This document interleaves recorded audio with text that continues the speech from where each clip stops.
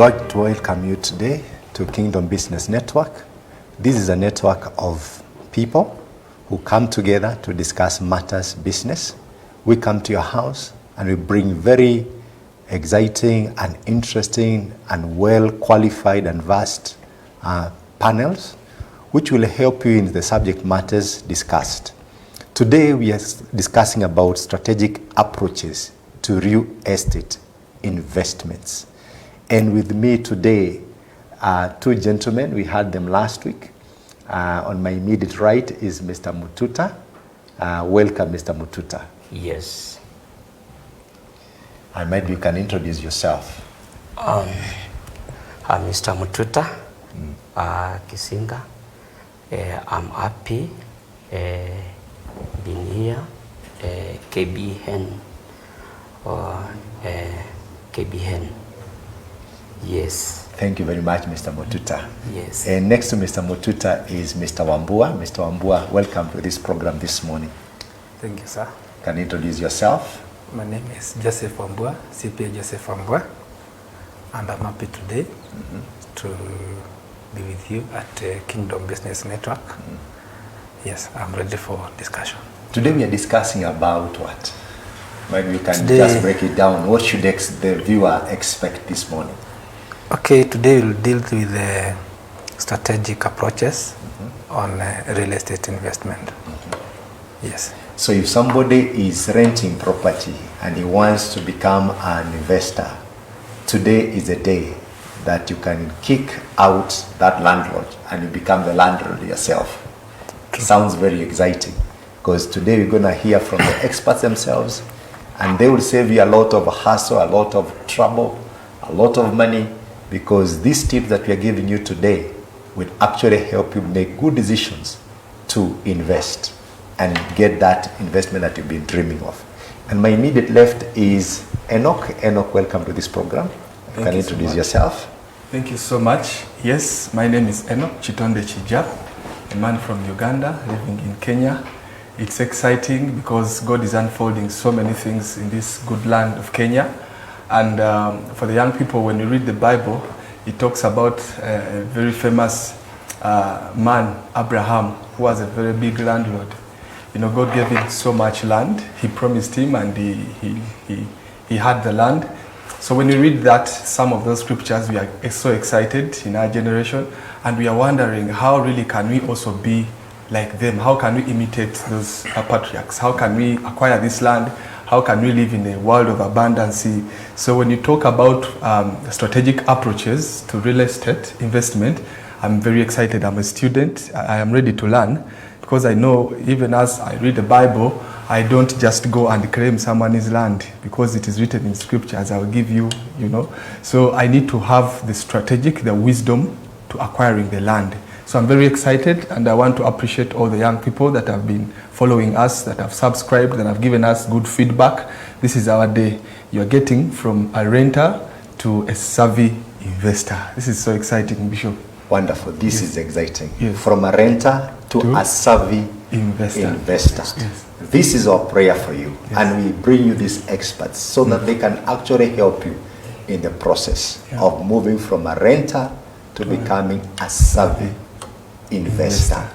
Just in case you're watching us on Faith Today TV, tag a friend, let them watch also. In case you're watching us on social media, Facebook and YouTube, we would like to encourage you to tag a friend also. Also consider subscribing on YouTube and also liking the video. It helps us with the algorithm. It helps us spread the message. We are a faith-based organization, bringing people who believe in the Christian faith. So we give you tips which will help you a lot, even in your Christian life, and to also do business in a Christian way, a way that glorifies God. And that's why today we have these wonderful men who are going to actually help us in this subject matter, moving us from being renters to becoming savvy investors. Yes. Mr. Wambua, what do you have to say about that movement? Okay, fine. I think in real estate, we have so many opportunities for people who are currently renting the premises or renting houses as tenants, they have an opportunity to become landlords or to become investors. Okay. And today we are going to discuss about various approaches that can help you, that can help an investor. So there is opportunity for people to move from renting Yes. to investing. To invest. How is it? Is it? Might be somebody there is asking, is it easy? What do I need? Yeah, it is easy, not easy per se, because you need to have some skills, some knowledge, you need to have some information that will enable you realize that you can become an investor. It doesn't matter whether you have the capital, whether you have the money to maybe start your own investment portfolio. What you require most is the knowledge, the information. As they say, information is power. Information is power. And this is what we are giving today for free Sure. to our viewers. Yes. Information from people who are experienced, people who have walked this journey, people who have actually moved themselves also from renters to investors. I believe you also crossed that road. Yes. That path. Mr. Mututa, Yes. what are the important factors that one needs to consider to become a real estate investor? Yeah. First thing, if you want to become a real estate investor, one, you align yourself in finances, because first thing, real investment, it's require the money, and it's also good to consult how you go to the ground first thing, and then you see whether you can manage to invest in a real estate, because of the, you have to inquire the history of the ground, whether you will manage which side, because there is a difference in a real estate to invest. Okay. Yes.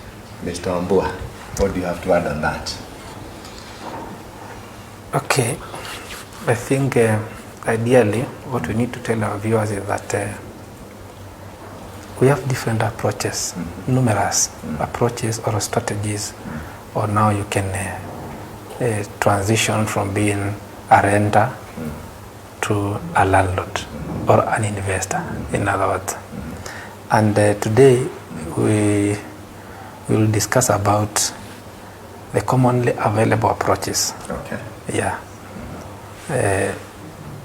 I know you have seen in most areas in town, there is this we call Airbnb. Yes. What do you know about Airbnb? Well,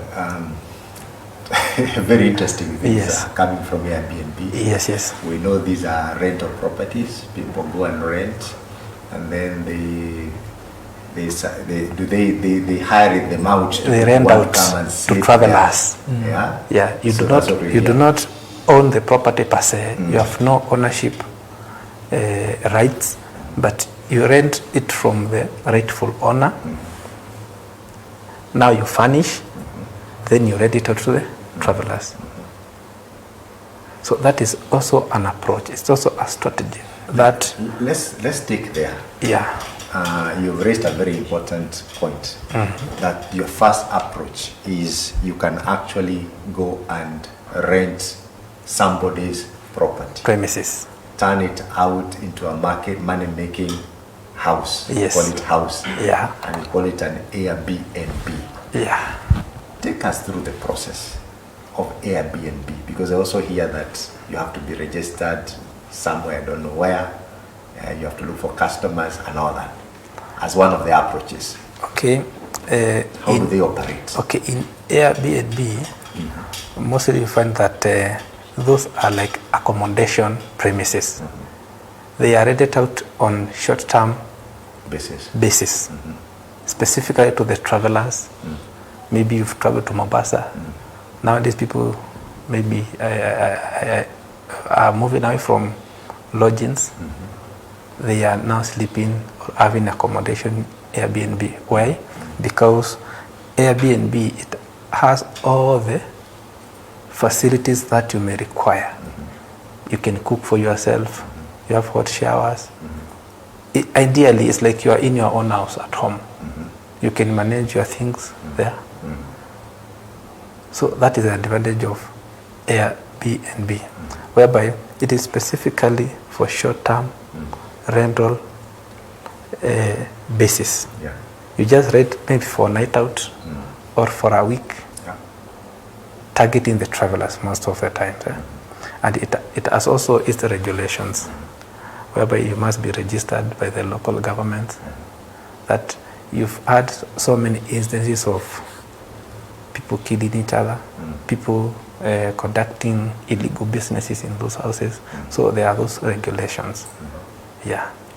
So that is one of the investment strategy that someone or an individual or a young one who doesn't have money, who doesn't have maybe capital to build his own property, they can rent the premises, convert it convert it into a money-making venture.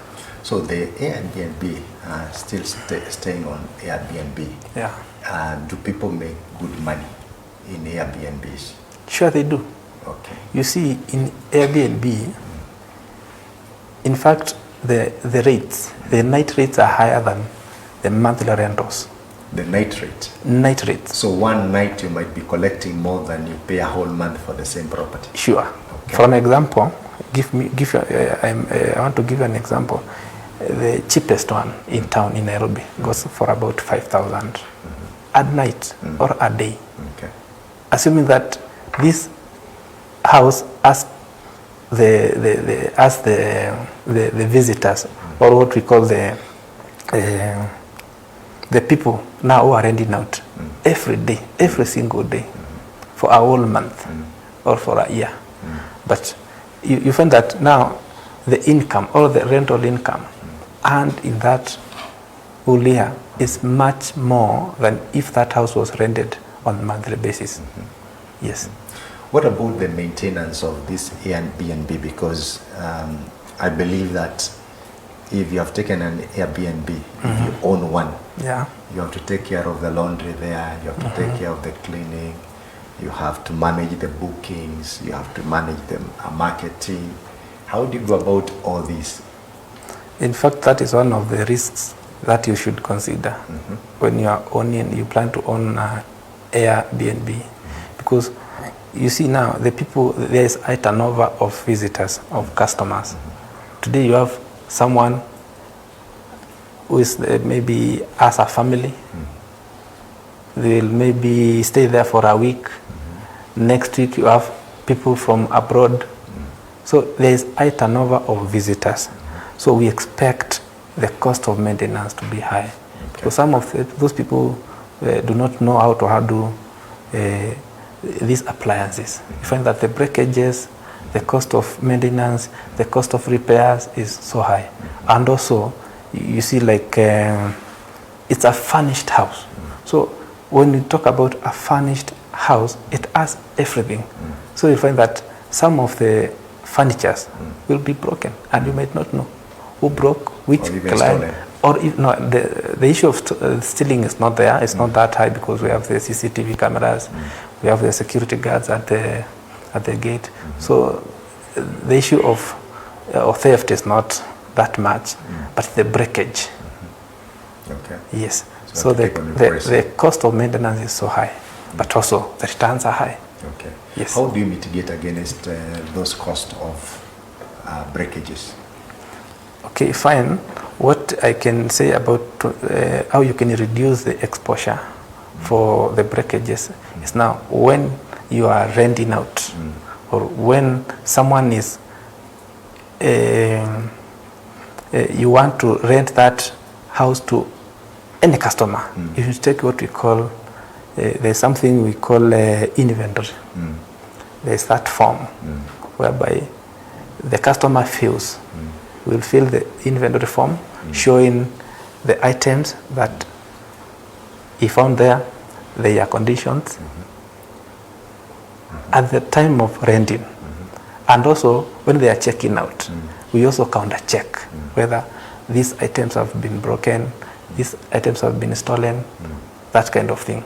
It will help the investor to mitigate the rate of or what you call the rate of breakages, maintenances, something like that. And we also have an agreement that if I found, like, for an example, a screen like this one is broken. When I found it, it was okay, but now when I'm checking out, it is broken now.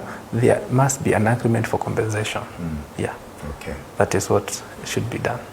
Enoch, hearing about Airbnbs as a business opportunity, one of the first strategies that we are discussing, what is your thoughts, especially from a young man's perspective? A young man's perspective. Yes. Thank you so much, Bishop. I love the direction you are taking because now you're really addressing one of the things that I was looking at, Airbnb.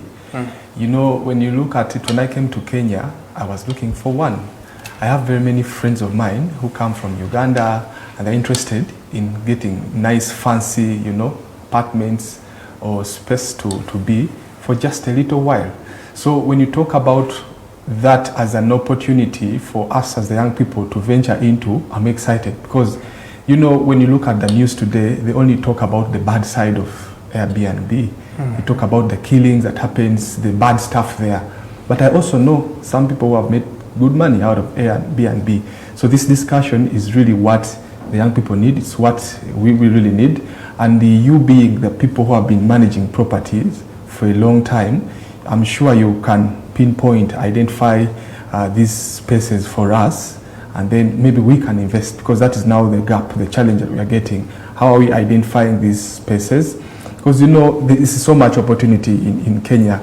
Kenya being a hub, you get this inflow, so much traffic, people coming from all over the world to tour, to learn technology. Now, the other day, we are hosting, actually, there's a symposium, a digital technology symposium in Malindi, you know, and very many people are coming from diaspora. Now, imagine people who have strategically positioned their, you know, their facilities. So if you are going to really convince me on this, I am very excited. Thank you so much. Wonderful. Yes. Now, somebody is asking, Sweet Homes. Tell us, somebody wants to set up an Airbnb. What are the financial considerations? How much is it going to take to set up an average Airbnb business? First thing, you can check whether you can afford that business Airbnb, because, you know, for example, like our country Kenya, there is different apartments, and the different apartments, the market rates. First thing, you consider the market rates, and you do the research on ground, and after you get the apartment which you can afford, I think you can start from there. And also, it's also inquire, first thing, you inquire from the neighborhood, because you know you can go somewhere where you can't even afford.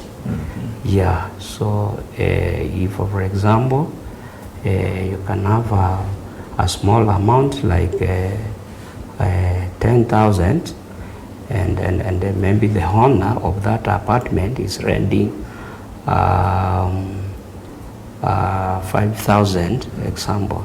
So that one you can agree with the owner. Yeah, you want you want to rent A and B, because you know this A and B, it's good also to disclose to the owner of that apartment, because of in case of any problem. So you can become a landlord from 5,000 to even 50,000 per month. Yes. Okay. Yeah.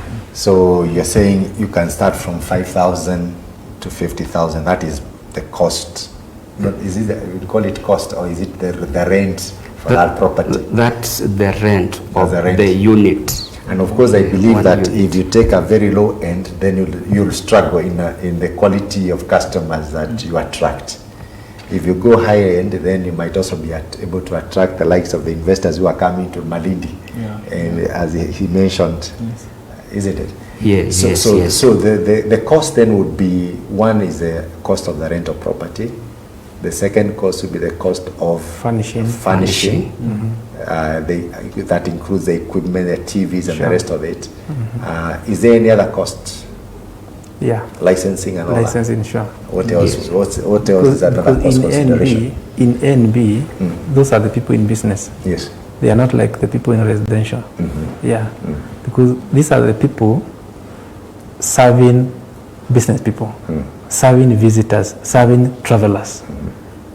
So there must be a cost whereby you are licensed. As we earlier said, that they must be registered, that you are operating an Airbnb in certain area. You get me? Yeah. So there are those costs that come along Okay. with operating Airbnb. Wonderful. Yeah. So there you go, my viewer. One of the first investment strategy is invest in an Airbnb. Yeah. It's easy to set up, I believe. Sure. Because you don't even need to own the property, you don't need to own the The premises. All you need is to rent, and then you equip, and then you start. Then you look for start doing marketing. Look for customers. Yeah. And looking for customers. And Yes. as the panel has said here, there are some cases whereby you might be able to collect your 1 month's rent being paid by one single night. One single night. Yes. You know, so it's a very lucrative kind of a business. Of course, it has got its own downside in terms of security and all that. Maybe those ones are very, very clear. We've read that a lot in the media. So take us to the second business investment strategy. Okay, we have also that what we call buy and hold for long. Buy and hold for long. Buy and hold for long. What are you buying? Is it the land or the building? Okay, you can buy the land. Okay. You can buy the building. If you are an investor and you have enough capital, you can buy a building. You rent it out to your tenants or to your customers for a long period of time. Yes. What is the purpose for that? To earn or to generate what we call long-term wealth, to generate income or to generate wealth in long term. As this property or the premises, as the time goes by and you're still earning the income, the premises is generating the income, it is also appreciated in value. So you buy an old strategy. Okay. It's also a strategy or an approach in real estate when you want to become an investor in real estate. So you buy, You identify, you buy, buy, and hold. And hold. Yes, expecting now the price To appreciate. to appreciate, then you sell on a later date, maybe 10 or after 15 years. Okay. Would I say that that is a very good strategy, especially for people who don't have a lot of money and they want to buy land? And since they are limited in terms of the prime kind of a property they can buy, they can go to a less well-developed area, buy while it's still low. Yeah, the price is still low. Yes. Hold it for 10 years, and hopefully by the end of 10 years, there'll be infrastructure in that area, the place has developed, and now they can come and revisit Yes. and enjoy the capital appreciation. Sure. Capital gain. They call it capital Yeah, gains, when it's eventually sold. and then you eventually sell it. Yes. So you can actually go to areas like, even if it's Kitengela, or which are there, Mala, In Mala. Joska, Yeah. and the rest of it, So that Mwalimu is- Farm at the Sure. far end. Yeah. You know, these I'm just mentioning about areas near Nairobi, and you, because the land there is still very cheap.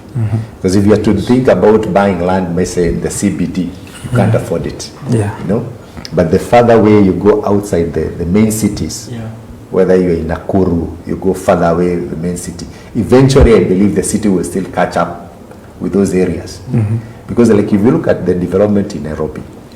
Nairobi, there's a time we had what we call the outer ring road. The outer ring was supposed to be like an outer ring of the Nairobi city, An exit. an exit. You know, Yes. that was like the farthest. Yes. Today, outer ring is like in the center of the city, because now we even have now the bigger bypasses, and they've opened now areas. Now we're talking of Nairobi Metropolitan, which goes all the way to Kabati, to Kajiado, Machakos, and the rest of it. Yes. So in that big area, development is slowly catching up to the farthest point.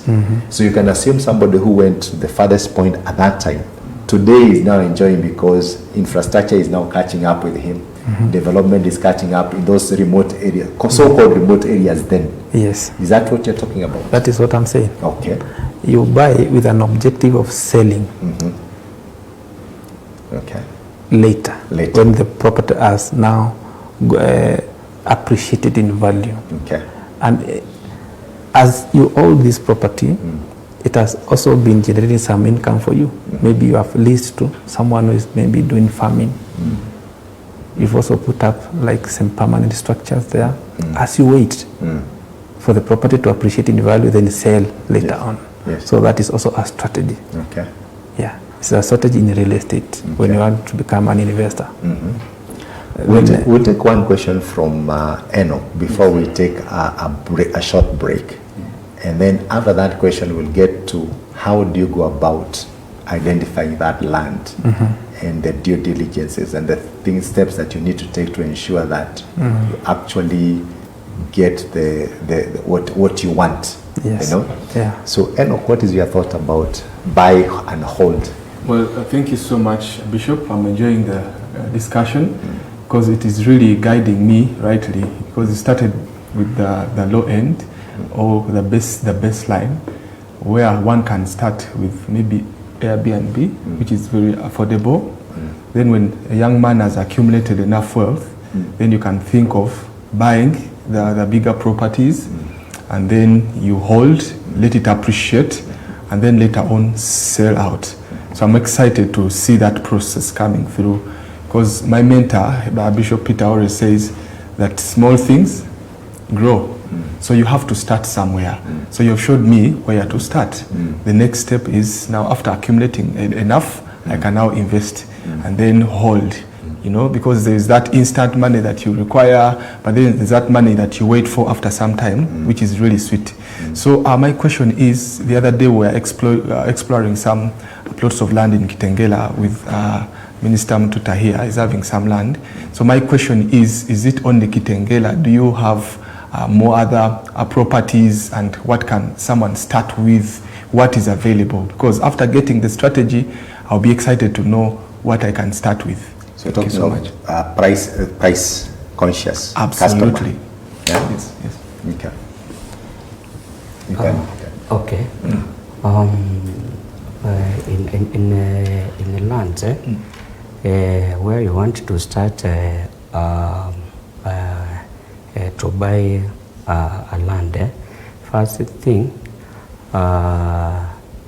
you do a visit, because you know it's good also to know the place which you want according to your capital, because you know in for example in Kitengela there is the land which is touching the main road. From the main road, that is Namanga Road. That's a plot. It's expensive than which you go inside like 10 kilometers. So from the what I can advise the middle class or the youth, you can invest the lands which is cheap, and after like 3 years, 4 years, 5 years, that land will appreciate you. Yes. Okay. Yeah, because you know, like our country, Kenya, the lands, it's appreciating after even a month. Okay. So you can buy today, for example, you can buy a land for 500,000, and after a month you can sell 1 million. Wow. Yes. Wonderful. Yeah. I think, my dear viewer, we will take a very short break, and after we come back, we'll be engaging Mr. Wambua and taking the question on how do you go about identifying that land. I also want to know, is it really possible today to find land appreciating very fast, or are those days over? You know, because there's a time I knew land was appreciating very, very fast. But right now, there seems to be a slowdown. Might be we'll take that immediately after the break. So with that, dear viewer, let's take a short commercial break and we'll be right back. Thank you for staying tuned.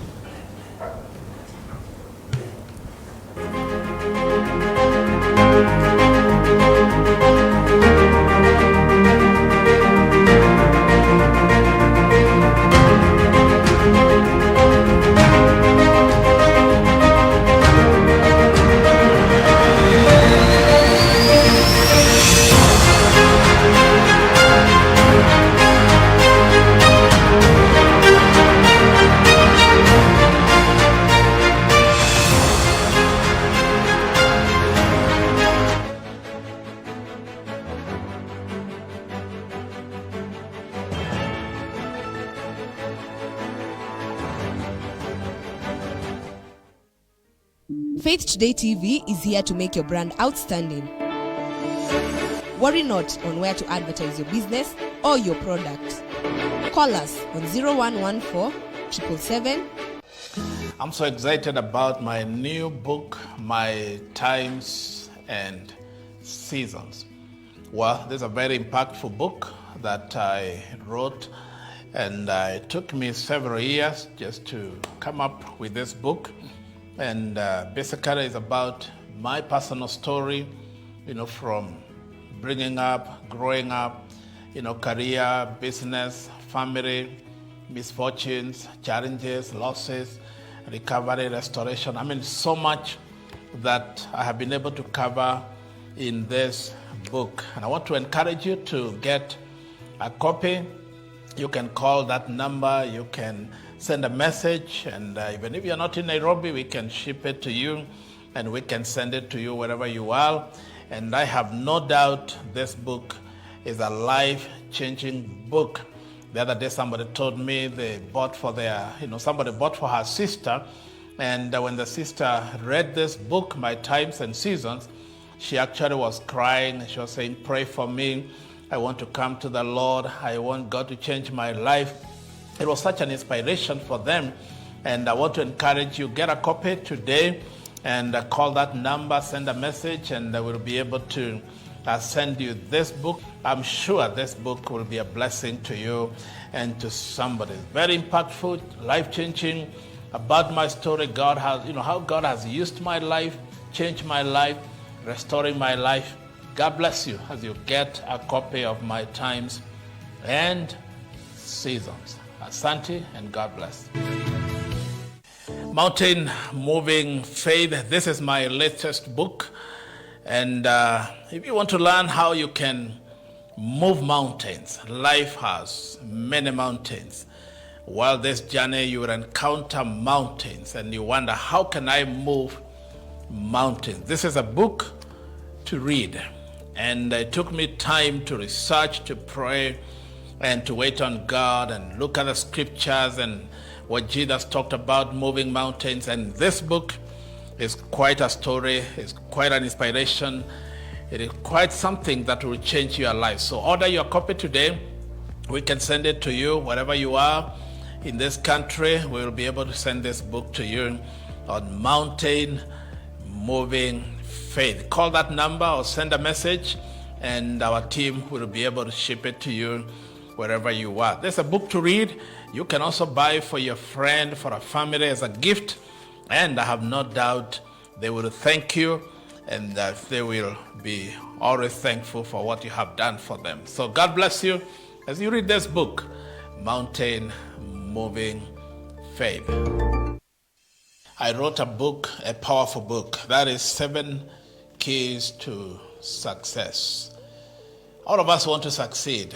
Nobody here wants to fail. I have no doubt you have a deep-seated desire how to succeed, but you wonder how.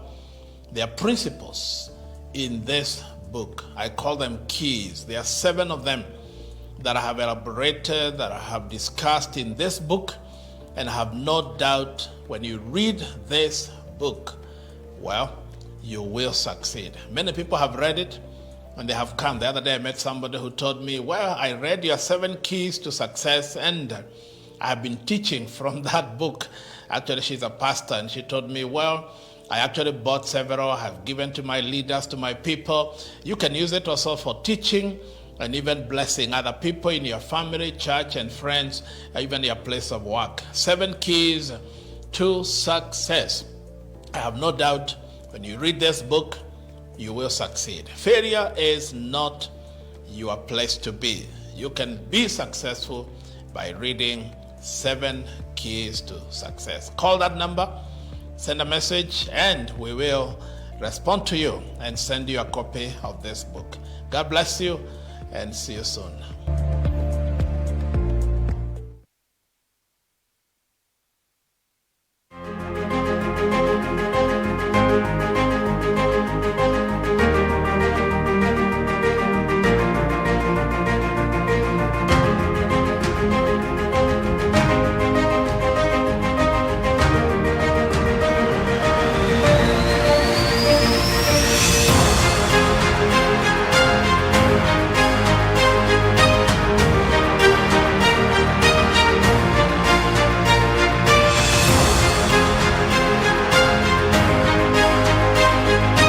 Dear viewer, once again I would like to welcome you after this short commercial break to this strategic approaches in real estate investment. This discussion is facilitated by Kingdom Business Network. We come to your house, to your home, to wherever you are so that we can share some strategies to help you improve your business, create wealth, make money as you serve the Lord. And before the break, we were discussing about a strategy, which was a second strategy this day, whereby you buy land, you hold it, and then you sell it after some time. And I had asked a question to Mr. Wambua. Is appreciation or the gains in capital from this kind of an investment, how are they today? Are we still getting people making money today from this kind of an approach? Well, the properties are, the capital gain in property is also there, up to date. You take for an example, you bought a land, 15 by 100 along Kangudo Road, worth like 500,000 Kenya shillings. In 4 or 5 years down the line, you find that the property is going at $1 million. So that is what we call the capital gain. The difference between what you bought and the match is going at the moment, the current market rates. We have these factors that determine the value, the appreciation in value of a property, like road access, like the structures that are coming up. We find that initially the land was in an open place. In 3 years down the line, you find that other structures, other people, other developers have also constructed their properties within the same area. Power lines are also passing through. We have things like sewer system has also been installed. We have things like schools coming up, because where there are people, there are also these facilities like schools, hospitals, police posts, commercial buildings also coming up. So that property, that land, definitely will appreciate in value over time. Okay. Yes. Mr. Mututa, I'm still struggling to understand in the current business climate in this country. Is there still an offtake of real estate investment? Are still people buying, or have they slowed down? What is your take from the market? Yeah, from in real estate, like nowadays there is a problem in economic. Okay, the markets, it's going very slow, but it will depend with the area which you are selling the plots or the properties, because you know nowadays the cash flow is very slow, and to invest like now, I can encourage customers who have the money to invest like this time, because the plots, it's going at the lower price. So it will depend where you want to invest. So according to you, this is the best time to buy? This is the best because the price time to are buy, the lowest. because the prices are the lowest. Yes. That's an encouragement to somebody who has some money. It is just the principle of supply and demand. Yes. If demand is low, the price goes down. Goes down, to yes. attract the customers. Yes. Now, since now there is no demand, people have no money, prices have stagnated. We are not increasing the prices. Some have even lowered their prices, Yes. so that they can attract customers. And I strongly believe that a Yes. time will come when the economy bounces back. Yes, sure. The prices will also go high. Yes. So in kind of this strategy we're talking about, buy, hold, and sell Sell later. and sell. Yeah. This is the best time to do it. Yeah, exactly. So if you have some money somewhere, instead of that money lying idle, put it in some land, because you will get very good bargain prices now. True. And years to come, the economy will be good for sure. We believe that. Yeah. You can be able to sell it at a good a profit. So that takes us to the third strategy, investment strategy in real estate. What is it? Well, we also have a strategy we call fix and flip. Fix. And flip. Fix as a kukarabati. It's just a strategy whereby you identify a property that requires some renovations, some minor improvements. As an investor, you buy that property, you do the improvements, then you sell it for a quicker profit, and in the process you make money. So this is a process whereby it is a strategy whereby you can become an investor.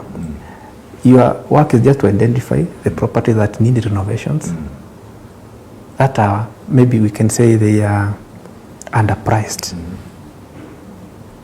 Then you renovate them, then you look for a buyer, you sell them at a higher price. In the process you make money. So it is also a strategy for investors. Is it similar, sorry to digress, is it similar to the strategy I see some people buying cars which either had an accident, They renovate.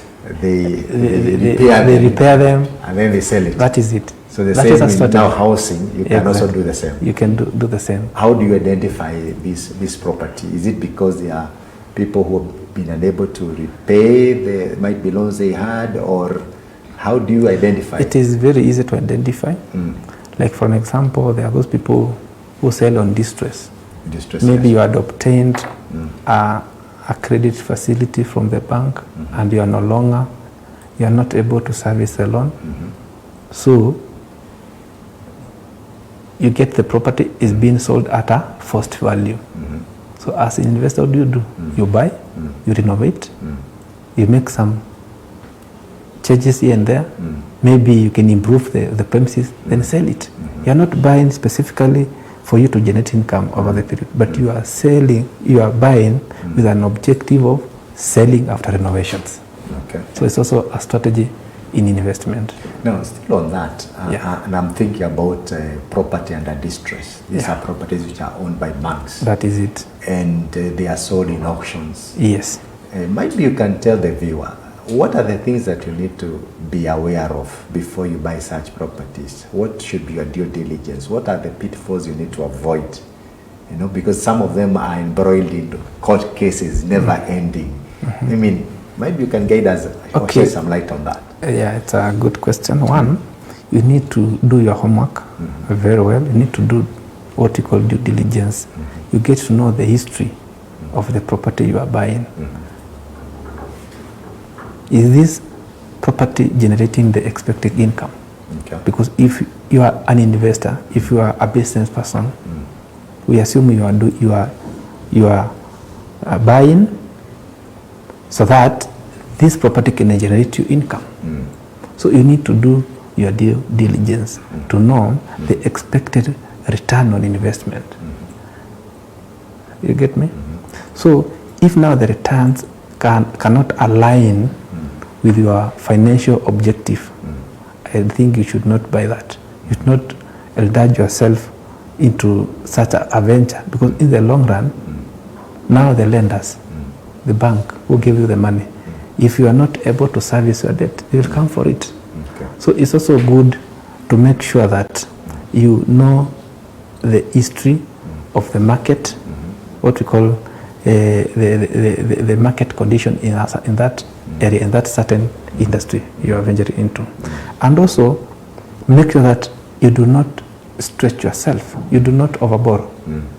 There are those investors who identify a certain land or a certain property which is going, let's say, for like 200 million.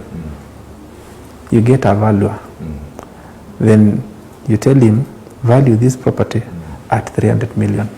So that bank can give you extra more money. You see, it's like you are straining, you are stretching, you are overstretching yourself, you have overborrowed. Bear in mind that this money is not yours. You are going to return the money to the lender. But here is the investor who overborrowed. What do I mean by overborrowing? It's like you got someone who misled you. He gave you a wrong report on the property. It cannot generate this amount of rentals, but you have taken loan you obtained a loan using this property as a collateral. So in the long run, you'll have made a wrong decision. So it's always good to invest in a low risk investments, whereby I would advise that always go for undervalued properties, the properties that are sold on distress, because in the long run, they have higher returns. Yes. So the distress properties, I believe, since they are owned by the banks, They are owned most of the might times. be most likely the bank has already done its own due diligence. Exactly. So they could be safer. Are you suggesting that? That is the word. Yes. And can you use the same property to actually use it as collateral in borrowing to buy the same property? No, you cannot. When it's still under distress, is it possible? Okay, what happens? You see, banks are also in business. They are trading. after now you identify the property, you give them a proposal, they will ask you how much are you willing to raise so that the bank can buy the property for you. Say for an example, the property is worth like 200 million. The bank will give you what we call an offer, telling you we are going to raise this much, like for example 70%. They will also request you to raise 30%. Okay. To deposit 30% of the amount With them. with them. Okay. It is also security. Okay. Yes. So in other words, it's also still possible to get the 70% as a loan from them if you deposit 30%. It's true. Okay. Yeah. Okay. So that way they are able to determine your ability to repay. Yes. If you cannot raise the 30% value of the house, of the property, now you are disqualified. Okay. Yeah. So those are the measures they take to measure or to determine a customer or a borrower who can repay their money. Wonderful. Yes. And of course, your thought on that? Well, this is so sweet, and I believe this is a great conversation. I see words of wisdom being shared here. And when you look at Philip and Fix, or Fix and and Flip, when you look at Fix and Flip, I believe it is a godly principle because God gives beauty for ashes. So I believe most of us as the young people, if we can, because there are those people who have been worried, they're in so much fear, how can I start investing in real estate? Where do I even start? Who do I talk to? Who do I consult? But I'm very excited that on KBN, we have the blueprint and the right people to guide us through the way. Yes. You know, Moses is worried, how am I going to lead God's people? God has assigned him, he has identified him, and he tells him, look, what do you have? He had a stick. So I believe that you guys have given us a broader perspective on investing in real estate, that someone does not have, you don't need to have it all figured out. Just look around you. You know, there could be the property that is tattered, that is in distress. You know, think of how you can acquire that property. You know, that is maybe the way you need to start. Just look around. I think that is what I gather from this discussion. Sure. Yes. Wonderful. Now we go to the fourth strategy. I believe you have a fourth one. There are many. We have so many Bring it strategies. on. Let's see. Let me give you the fourth strategy, which I call wholesaling. Wholesaling. Wholesaling in real estate is whereby an investor acquires or contracts for a building or for a premises from now the original landlord or the original owner of that property. Okay. And he also leases it to the end user. Okay. Like if I may give you an example of stalls in Nairobi, Yeah. whereby you acquire a space from the landlord. Then you subdivide those spaces into smaller stalls. Then you rent them out to your tenants. Okay. So Now this is- you act as a middleman Okay. between the seller with the landlord and the buyer with the consumer. You get me? Okay. So- in a normal practice, Yeah. do you rent the whole building or you can rent, let's say, a whole floor? It can be a whole building or a floor. So it's possible Yes, to yes. do a half or a floor or something. In fact, nowadays, even you can rent a retail shop. Okay. I can rent a retail shop from the landlord. I look for a customer who is willing to rent it out from me at a higher price. How does this differ from subleasing? And is subleasing a common practice? Okay, there's no difference between wholesaling and subleasing, Okay. because now the landlord would see you as his client. He has leased the premises to you, but you've also gone ahead and leased To somebody else. to somebody else. That's So there's sublease now. it's subleasing. Okay. You are the main, Tenant. we call them leasee. You are the one who signed the contract with the landlord, but you also get some other people on board, you sublet to them. So you become a landlord to your own tenants or to the people you have sublet the spaces to. So there's no difference between wholesaling and subleasing. Okay. Yes. This kind of strategy, Mr. Mututa, is it only very good in terms of when you're dealing with stalls, or is it also applicable in other kind of business ventures? I mean, okay, stall as one of the ventures. Yeah, it's one of the ventures. Yeah. Yes, it's a good strategies. Investing in stores, like nowadays, most of the corporates, they don't take the big space, and if you have the good money to rent that space, and you subdivide as stores, so it will generate a good income, and you get the profit. What I mean the profit, the landlord who renting the big space, you'll collect one rent from one customer, and you as an investor, you'll collect so many rent with from the tenants. Yes, so that it's also a strategic to invest in where there is a space.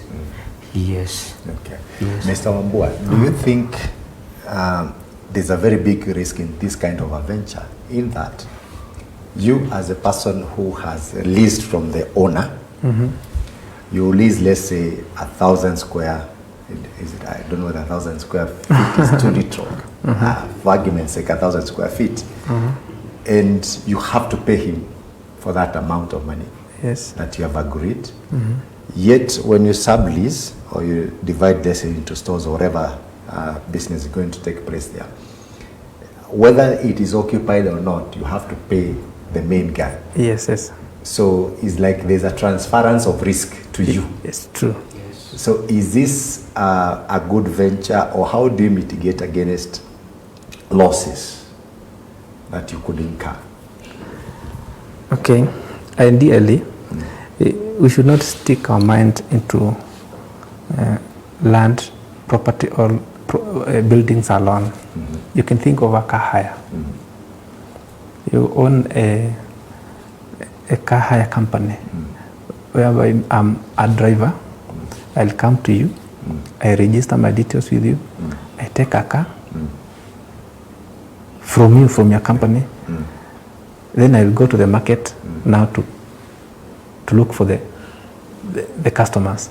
You see, that is also same concept. I'm just trying to elaborate. It is not only in land or in properties. This concept, this strategy, it is all over. Okay. Yes. So we've talked about mitigating the risks. You see, as an investor, there are those factors you should consider before you invest. And I always say, do your homework. Do your due diligence. Whatever you are doing, the investment you wish to venture into, what are the risks? How can you now minimize your risks and maximize your returns? Okay. You get me? So for an investor, you need to understand, after you identify a strategy or an approach you want to use to make business or to venture into any business, you need to do your due diligence. Okay. That there are those risks that I might hire this car and may not get the customer for that day. So the cost goes to you as the investor. So might be you need to recoup it in how much you charge. Yes, yes. Okay. So you Cater need for the days you have no customer. exactly. And you have to pay the owner. Sure. Okay, that's a nice one. Yes. Can you take us to the next? Should be what, the fifth one? Okay. The other one is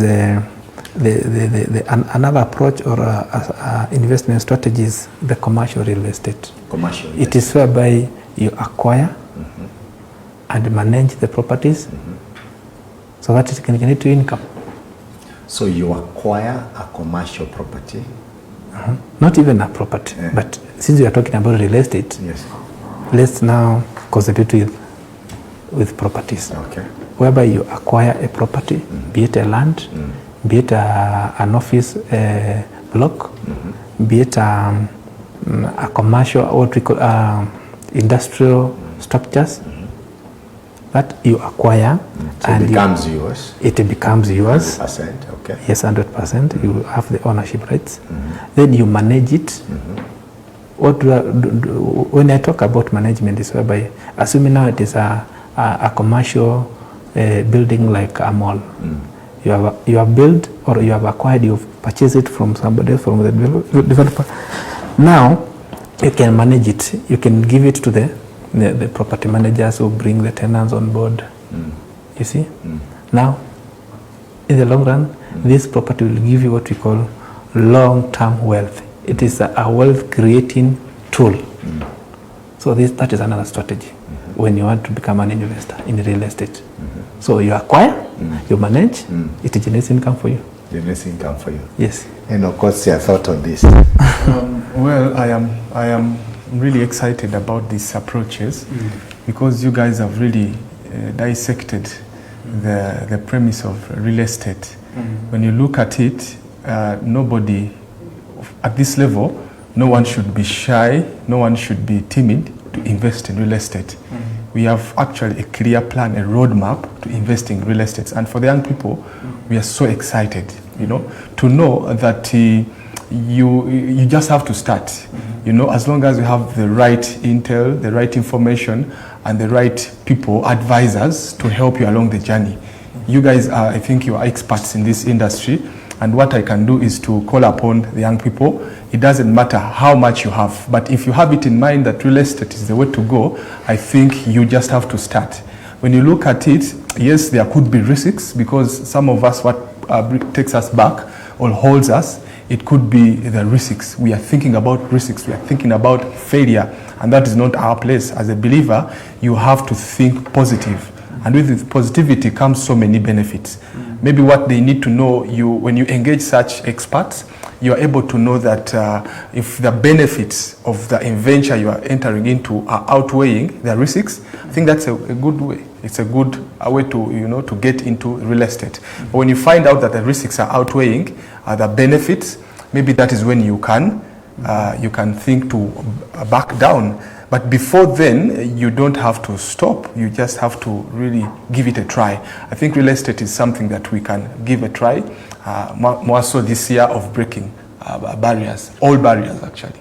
Thank you so much. Wonderful. The year of breaking all barriers. All barriers. And I believe my viewer will break the barrier and move from being a renter to a savvy investor in real estate.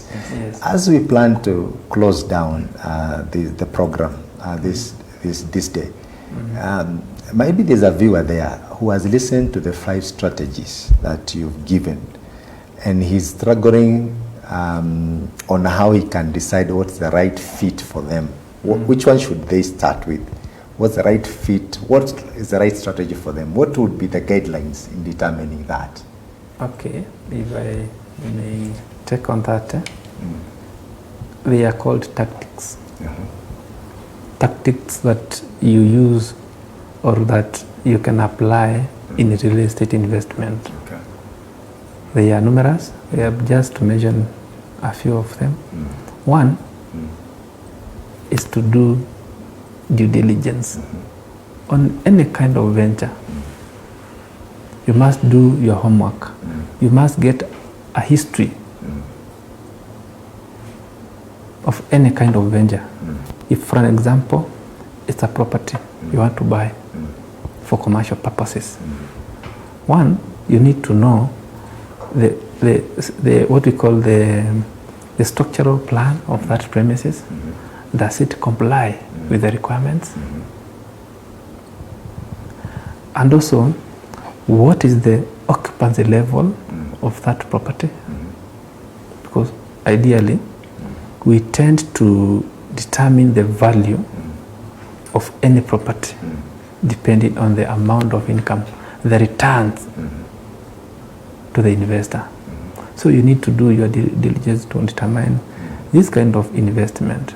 How much am I expecting? What is my return? What is the return on my investment? What are the risks? You get me? Yeah. And also, there's also another thing we call, now you identify the strategy now. Is this strategy suitable for me? All those 5 strategies I've given you, which one is best suitable for the kind of investment I want? Do I want the fix and flip? Is it buy and hold? Is it wholesaling? Is it commercial? Real estate where I acquire, I manage them, it brings. So those are the strategies you should consider. And also you should consider the fact that what we call borrowing, the financing. When you are investing in real estate, make sure that you do not overborrow. Don't overborrow. Sometimes investors borrow a lot. Borrow too much when the times are good. Have in mind that there shall come a time when you will not be able to repay. So what will you do? So it is a factor to consider that you should never ever borrow or overborrow to finance an investment. I know you know the risks. Yeah. If you are not able to now service your debts, you'll be auctioned. Yeah. And you'll have also lost because when you are not able to service your loan, you might have also put your personal investment there, your personal savings there. When the lender comes, he will not consider whether you had put anything there. He'll just auction you and you'll have lost your savings plus your property. So always consider living within your means. And also make sure that if you are borrowing, you are able to repay. You are able to service your debt. Another thing is that you should not invest in a risky venture. We go back to the due diligence. Due diligence, yes. You should never invest in a risky venture. Make sure that you have information on whatever kind of investment you are making. Yes, we know the high risk venture has high returns, yes, but you should also be very cautious.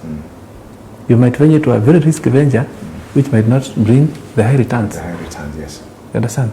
Another thing is that you should always seek professional advice when you want to venture into real estate. You should always seek professional advice. If it's a property, like a commercial property, a real estate, a residential property, you need to have an opinion from the lawyers, from the property managers, those we call agents, from people like engineers, so that they are able to advise you on the structural yes of the property. See, those are the things that you should consider as an investor in real estate. There are many, but I've just mentioned a few. That is very enlightening. Yes. Thank you very much. So as we plan to close, I'd like to take some closing remarks, starting with Enoch. What's your closing remarks? Thank you so much. Our viewers, I want to appreciate you for being part of this KBN every Thursday. Those who are tuning in, those who are subscribing, commenting, we are really grateful. You give us the energy. And then what I have to say is these experts have given us the 5 strategies for you to overcome or to venture into real estate. David needed just 5 stones. He didn't have to use all of them. So maybe when you go through this conversation, you will identify just one strategy that will help you enter into real estate and succeed. Because all you need is the right information, all you need is the right people with you to venture and succeed, because it is possible. You can make it. We have seen it work, and it will work for you. I also want to remind you, next month we are going to be having a youth gathering, a youth conference that is going to empower very many young people. If you can, please come and attend, be part of this at OFC Ministries. Thank you so much. I also want to talk about the Malindi, the Digital Symposium, Technology Symposium that is happening on the 11th of April. It's going to be massive. You need the information, you need the knowledge, and this is the opportunity. Thank you so much, and God bless you. Thank you very much, Enoch. Mr. Mututa, what are your closing remarks? For what I can say, thank you inviting for the KBN. It's a very nice one. For our viewers, conduct our sweet homes. You will get sweet homes, Blessed House, second floor, room 25. Will advise in real estate. Don't fear to consult us. We are okay in the real estate. We are very transparent in this industry. What is important is to consult the people who are transparent in this business. That is the key in this business in real estate. So you are welcome. Thank you very much, Mr. Mututa. Mr. Wambua, your closing remarks, please. Thank you, sir, for having me. My closing remark is that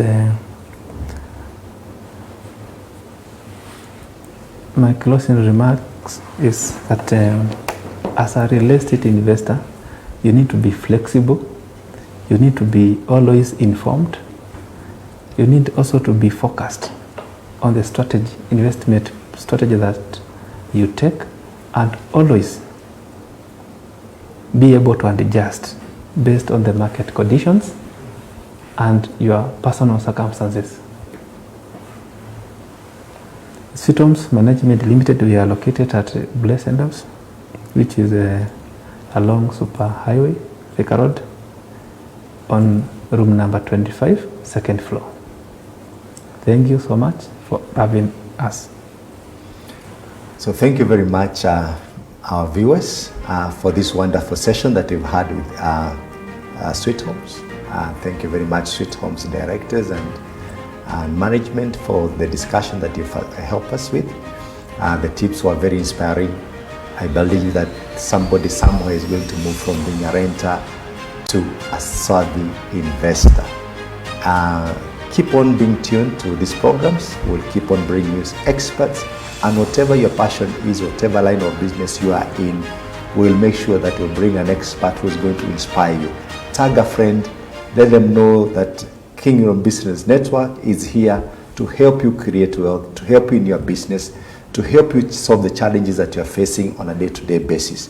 With that, I'll say God bless you very much. And if you have not subscribed, please remember to subscribe on YouTube, and God bless you very much. Thank you.